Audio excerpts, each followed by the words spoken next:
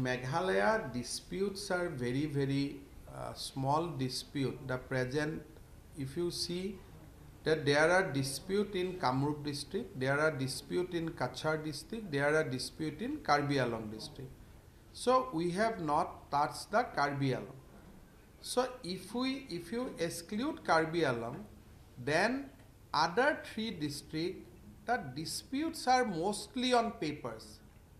So it is not a question of influencing you and me, because if you visit those sites, you can clearly see that which way the people wants to stay and which way administrative convenience lies. So I have been given an understanding by my colleague ministers Atul Bora, Piyush Hazarika and Chandra Mohan Patwari that dispute with Meghalaya has almost resolved.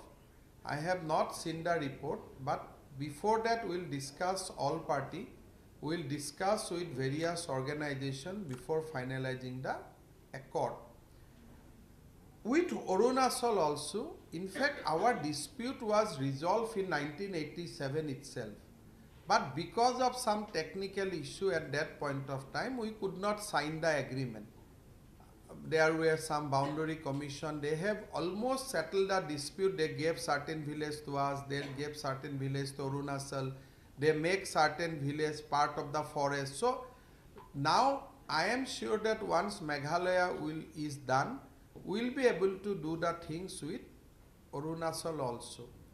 But Nagaland is in Supreme Court. Mizoram, we have just started the process of negotiation.